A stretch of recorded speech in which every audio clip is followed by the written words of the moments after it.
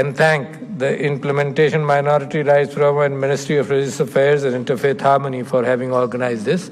And I welcome the delegates from throughout the world who have come here. When we talk about interfaith harmony, it's been a subject which has been very dear to me.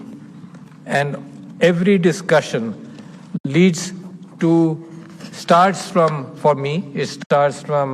what God has ordained, Allah subhanahu wa ta'ala, what God has ordained, what Huzur Akram sallallahu alayhi wasallam, the Prophet sallallahu alayhi wasallam, what he has said, and the practice which was prevalent in those times, and then the history of interfaith harmony in the subcontinent, then looking at the Pakistan Constitution and within Pakistan as well as throughout the world. So this was the general spread of my discussion with all of you. I must start with what the Holy Quran exhorts us to do, to be judged, to do justice in all affairs. The Quran says, "O you who believe, stand up as witnesses for God in all fairness and do not let the hatred of a people deviate you from justice." Very important. Do not let the hatred of a people deviate you from justice. Be just. This is closest to piety, and beware of God. Surely God is aware of all what you do. Then the Prophet ﷺ said, "Beware, I myself shall invoke the justice of the Almighty on the day of judgment against the person who oppresses and persecutes a mawahid, or reduces his rights or burdens him with responsibilities he cannot bear, or takes something from him against his will." Starting from there, I endeavored about 10-15 years ago to do some research on the document which exists in the St. Catherine Monastery in Sinai. And that document, I called it as a charter of Christian-Muslim harmony. And I looked at the translation, and that document rests in St. Catherine's Church, which was established at a place where it is believed that God communicated with Moses at the burning bush, and the church was established close to that place. That document states, and that is a document which has the stamp of the Prophet sallallahu alaihi wasallam, and a similar document is there with the stamp of Hazrat Umar, who was the second caliph of the Islamic tradition. That document states that it is a covenant between Muhammad sallallahu alaihi wasallam and his people till eternity with the Christians, and that covenant states that it is a compulsion for us that we will ensure that the churches remain sacred, that the hierarchy of the church is not disturbed, that it is up to the Muslims, and a covenant between the Prophet and his ummah till eternity, that it is up to the Muslims to safeguard the church and the rights of the people. Going beyond that, Hazrat Umar's document was similar a few years later. And then throughout Islamic history, the golden era of Islamic history, the rights of the minorities were preserved. But then coming to India, let me take it a little further back. Usually we start at what Quaid-e-Azam Muhammad Ali Jinnah said. I would like to take it back almost about 70 or 80 years. In 1857, what the Britishers called was a mutiny, and in our history is the first struggle for independence of India against foreign occupation. Sir Syed Ahmad Khan wrote a pamphlet. This happened in 1857. Sir Syed Ahmad Khan wrote a pamphlet in 1858. Very important. The 500 copies, Peer Sahib, of that pamphlet were published. 498 of them, very calculatedly, were sent to opinion makers and the legislators to England. 2 copies were kept behind. One was given to the government of India in India, and one was kept by Sir Syed Ahmad Khan himself. And he defined the reason for 1857, and he said, when the rulers do not take care of their people, it is natural that the people revolt against them. So Sir Syed Ahmad Khan then urged the Muslims to study modern sciences, stay away for a period. He thought that it is necessary for the Muslims to catch up in languages, learn English, learn sciences. For 15 or 20 years, Sir Syed Ahmad Khan exhorted the Muslims to stay away from politics. But realizing the fact that it is quite possible that the rights of the minorities, now the Muslims in India, which were 20% at that time, the rights will be encroached upon. So in 1887, he spoke in Lucknow, and in 1888 he spoke in Meerut, and then in 1893 he established a Mohammedan Defense Association to ensure the fact that the minorities, which were the Muslims, their rights should be preserved in India. And then let me take you further to 1906 and 7. In 1906, Nawab Salimullah Bahadur, Nawab of Dhaka, the descendant of whom, the grandson of whom became the Prime Minister of Pakistan, Khwaja Nazimuddin. So Nawab of Dhaka organized a conference in Dhaka of Muslims from all over India, and they deliberated for 2 days. And in the morning of 30th December 1906, at 9 a.m., they presented a resolution. And the resolution states that the Muslims of India, first the resolution said that we will establish an all-India Muslim League. And just before that, there was an Urdu Defense Commission which was established in 1901 or 2. So it culminated into an all-India Muslim League. And the resolution stated that we will establish the all-India Muslim League, but the C part of that resolution, part C, stated that we must ensure among the Muslims that there should be no animosity with any other community.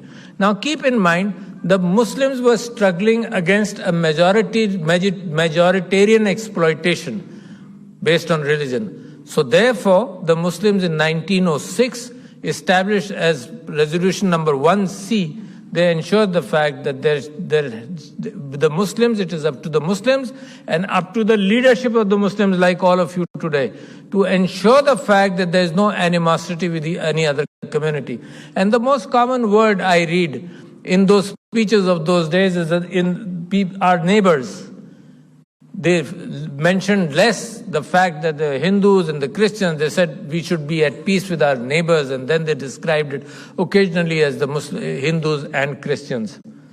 So that is the evolution of Pakistan, starting in 1906 and 1907. And keep in mind, ladies and gentlemen, when we talk of Quaid-e-Azam Muhammad Ali Jinnah, Muhammad Ali Jinnah Sahab was totally opposed to the formation of a separate state in 1906. He believed that the Muslims and Hindus could exist together and preserve each other's rights.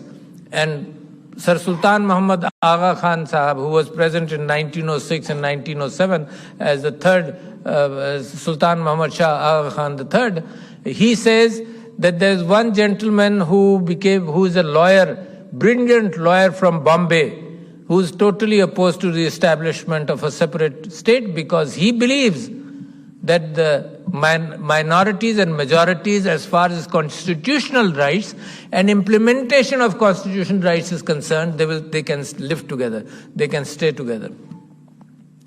And by 1928 and 29, after Allahabad address of Allama Iqbal, that is approximately the time when Quaid-e-Azam, after having struggled for 20 years, trying to keep harmony between the Muslims and the Hindus, which was the majority at that time, trying to ensure the fact that there should be some compromise in a statehood where all rights are preserved.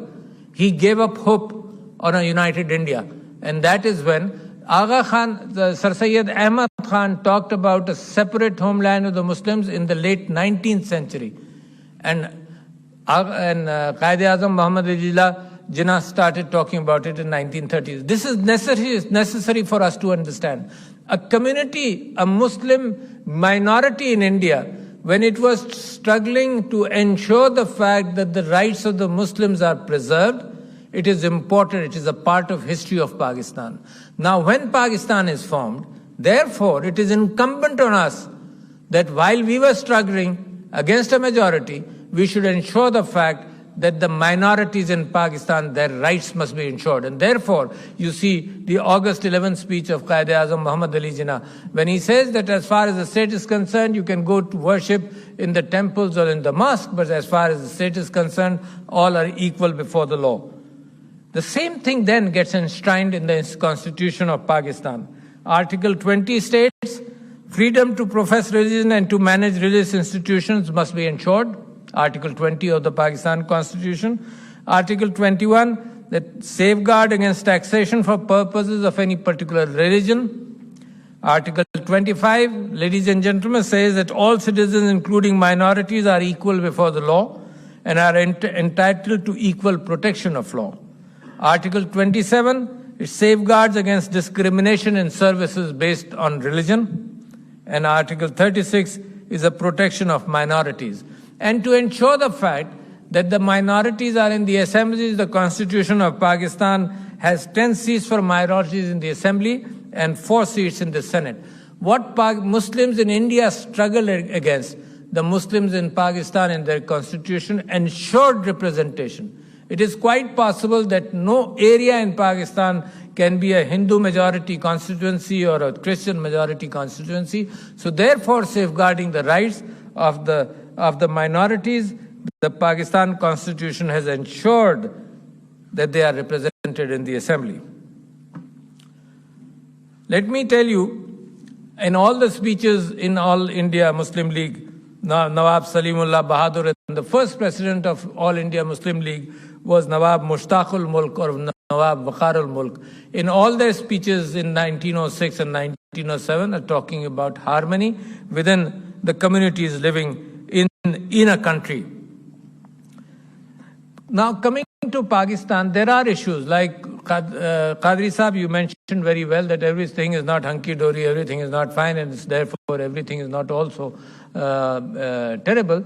This is a struggle which is going on to ensure the fact that there should be harmony. And people like you and the leadership sitting here from all faiths are responsible for that. I'm glad that the government of Pakistan, and primarily Mr. Imran Khan, with his definite faith and commitment towards the minorities, is ensuring a Minorities' Rights Commission, is ensuring the fact that there should be, at every level, there should be committees to ensure the fact. Sometimes what happens is that because of narrow-mindedness, an incident of conflict takes a religious color. It doesn't start normally as a religious color at all. It starts on property, it starts on animosity of such different origin, but then it all of a sudden takes a religious color. So therefore, it should be ensured that even at the district level or at the union tehsil level, there must be a committee to ensure, to very quickly make sure that the tempers, if they have been raised, to bring them down. That prompt reaction, Peer Sahib, from your ministry and from all your committees and all your deliberations is a very important factor. Having said all this, this is a struggle which will continue. It is a struggle which continues. It is within human nature that we talk about the fact that there are differences within the Muslim community as well. There are sometimes Pakistan's politics is based on caste. Sometimes Bradari is not caste really, not racial in any way, but Bradaris. And therefore, there is sometimes exploitation and non-representation. I think this struggle continues. Pakistan is changing. Pakistan is coming towards a new era. But at the same time, Pakistan has made tremendous sacrifices. We have learned that we can't divide our own people. ये हमें पता चल गया पिछले 30-40 साल के अंदर कि हमारे यहाँ जब पोलराइजेशन हुआ और हम में निफाक पैदा हुआ तो पाकिस्तान का बेइंतहा नुकसान हुआ. लिहाजा हमने तो सीख लिया, मगर if you look at the other side, look at our eastern borders, the things are happening which will create tension in India between minorities and the majority. It is actually happening. And to the extent that laws are being changed, you see, sometimes there's just a tension between communities. But when you see that laws are being changed in favor of a majority to isolate a minority, that's a dangerous precedence. And Mr. Imran Khan has talked about it, the government of Pakistan has talked about it, Pakistani politicians have talked about the fact that this can lead to genocide. It's as dangerous as that. The isolation, the fact that riots upon riots take place, the fact that if a minority, a person of minority succeeds in tijarat and trade, they are brought down through riots. And hardly 2% representation in the assemblies in India. Hardly 2%. Where definitely the Muslim minority, at least also the Christian minority there, is definitely more than 14%. And you get 1 or 2% representation. So India is playing with fire. It's not comfortable for us. Why? Because the embers from that fire will come towards Pakistan and will create a situation where Pakistan will be blamed for what they're doing themselves. What is happening in Kashmir is based on a prejudice against the Muslims. The laws are being changed. Ladies and gentlemen, the most dangerous factor. What we are doing here, the laws of Pakistan exist, like I pointed out. Protections in the constitution exist. We are refining them. We are trying to improve those laws. But we are not changing the laws in a negative direction. What is happening in India, the laws are going in a negative direction. Very dangerous situation just across the border. At the same time, ladies and gentlemen, if something happens, like it was mentioned as far as blasphemy is concerned, as far as Namus-e-Risalat is concerned, the West is being made to understand after Mr. Imran Khan's speech in the United Nations, the West is being communicated the fact that the Prophet ﷺ is very dear to us, and therefore any incident or any situation where in the name of freedom of speech you insult the Prophet, it insults the entire Muslim Ummah. So therefore there has to be care. There has to be. The laws exist in Europe. For example, you cannot deny the Holocaust in many countries. The laws exist in protecting certain ideas, the violation of which can create social disharmony. Similarly, the laws should make sure that this does not happen. On the other hand, what we see, particularly in France, and therefore I urge the political leadership of France, very important statement, ladies and gentlemen, I urge the political leadership of France not to entrench these attitudes into laws. It requires social harmony. You have to bring people together, not to stamp a religion in a certain manner and create disharmony among the people or create bias. So therefore, what happens in the rest of the world can have repercussions among people. We don't want Pakistan's, the Prime Minister has promised to ensure the fact, excuse me, the government has promised to ensure the fact that there are no reactions as such, but it can't happen.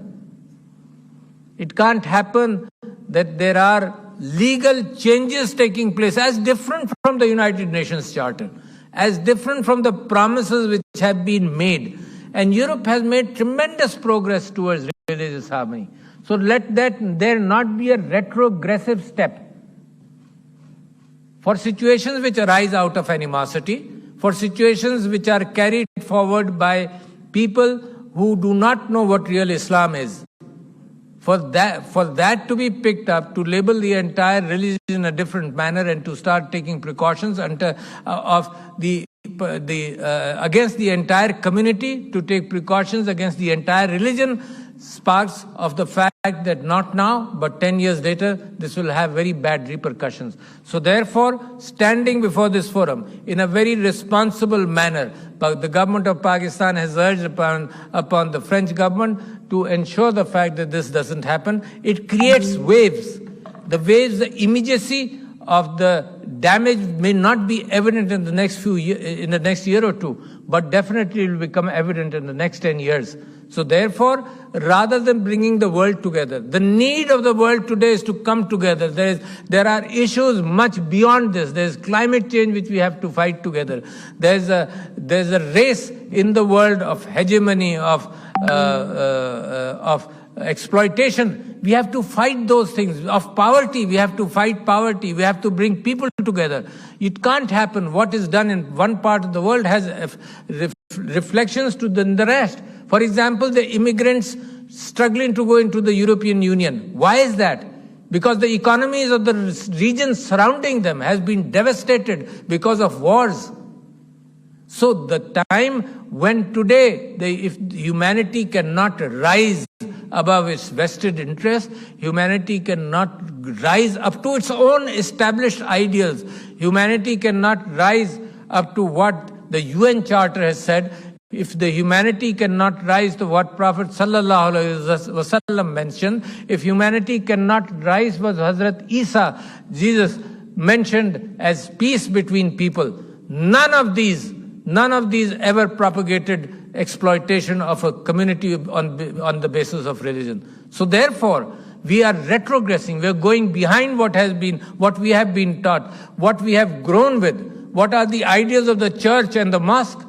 We don't want to leave those ideals behind. So ladies and gentlemen, just in the end, let me tell you that Pakistan is on a different course. Pakistan, the leadership of the present government has laid the foundation of the fact that in Pakistan, we believe today, it's in our interest also.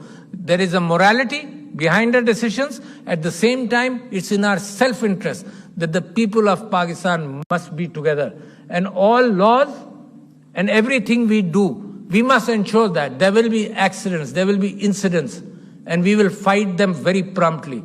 But we believe in an emerging Pakistan, which is a country of peace and harmony with all religions, with all colors of people, with all minorities and majority merged into an ideal of progress, peace and prosperity. Thank you, ladies and gentlemen. Thank you very much.